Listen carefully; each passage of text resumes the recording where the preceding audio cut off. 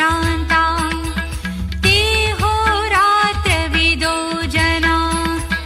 अव्यक्ताद्व्यक्तयः सर्वा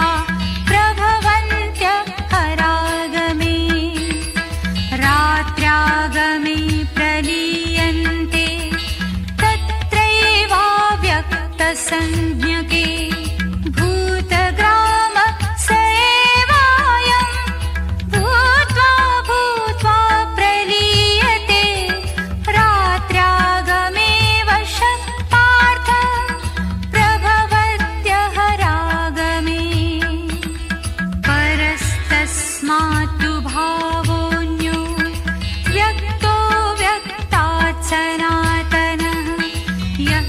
सर्वेषु भूतेषु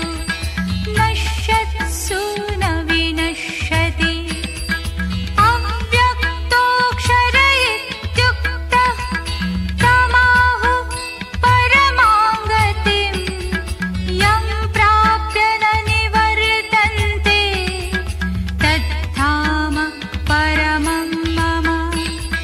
पुरुषः स परः पार्थ भक्त्यालभ्यस्त्वनन्यया यस्यान्तःस्थानि भूतानि येन सर्वमिदं ततं यत्र काले त्वनावृत्तिम् आवृत्तिं चैव योगिनः प्रयाता यान्ति तं कालं वक्ष्यामि भरतर्षभ ज्योतिरः शुक्लः षण्मासा उत्तरायणं तत्र प्रयाता गच्छन्ति ब्रह्म विदो जना धूमो रात्रिस्तथा कृष्ण षण्मासा दक्षिणायनं तत्र चान्द्रमसौ ज्योति योगी प्राप्य निवर्तते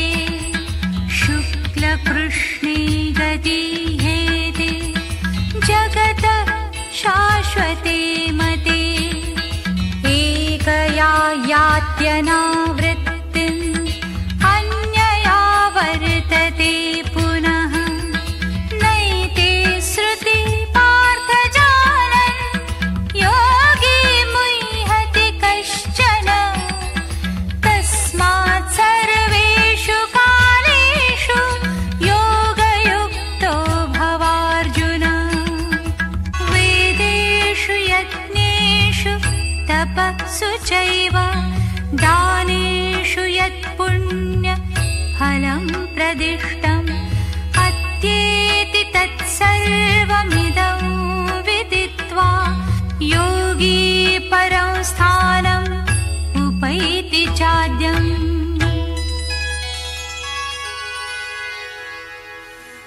ॐ तत्सदिति श्रीमद्भगवद्गीता सूपनिषत्सु ब्रह्मविद्यायां योगशास्त्रे श्रीकृष्णार्जुनसंवादे अक्षरब्रह्मयोगो नामाष्टमोऽध्यायः।